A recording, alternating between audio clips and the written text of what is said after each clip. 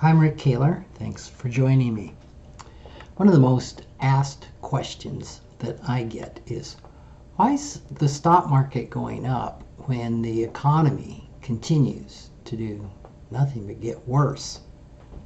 It just doesn't make logical sense. What's happening? More workers file for unemployment every week. Best guess is over 20% of our workforce is unemployed, which is reaching the same amount as in the Great Depression. Name brands like Hertz and JCPenney join the increasing number of companies filing for bankruptcy. The outlook for small businesses that deal with consumers is increasingly pessimistic. A vaccine for the virus probably won't come until 2021 if we're lucky. And in the face of all that, the worst economy since the Great Depression, the stock market is up over 30% from its recent low. Why? It's confusing. Well, my short answer to that is this is what the stock market often does in the face of reality, exactly what we don't expect it to do.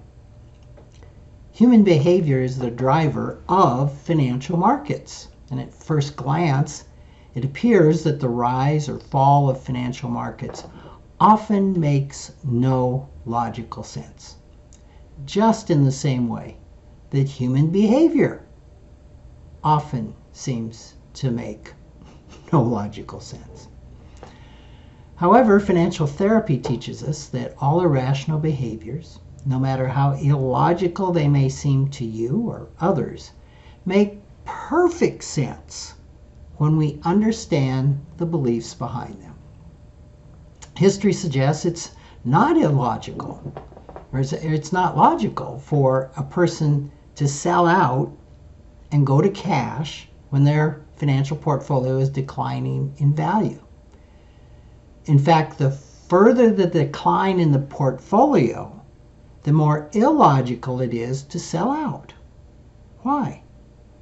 History shows that in time, financial markets almost always rebound.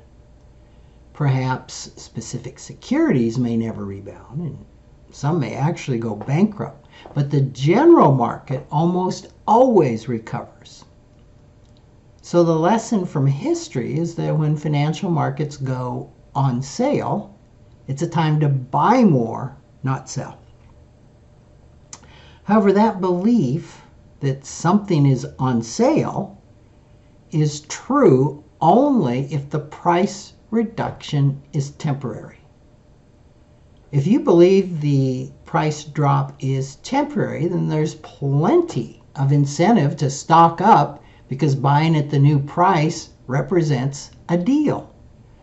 But if you believe that the price drop will last, buying at the new price doesn't represent a deal because the deal will be there far into the future.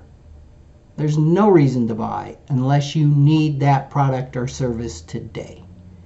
The incentive might be to wait to buy until you absolutely need it because tomorrow it will be cheaper.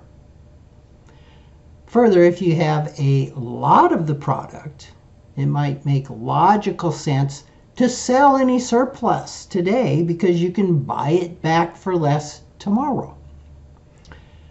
This is classic deflation, expecting a product or a service to cost less in the future. Inflation is just the opposite, where the future cost of a product is assumed to be higher.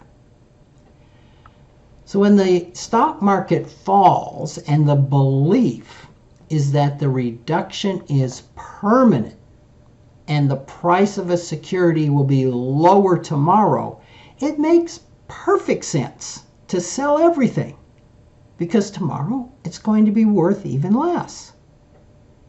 When you combine that belief with a strong dose of fear of becoming a bag lady if your financial portfolio declines much more, Selling out is even more understandable. So in short, stock markets fall when more investors believe prices will be lower rather than higher tomorrow. Markets rise when more investors believe prices will be higher tomorrow rather than lower. Both of those beliefs are anchored in tomorrow, not related to what is happening today. Financial markets commonly ignore the present and focus on what investors believe the future holds.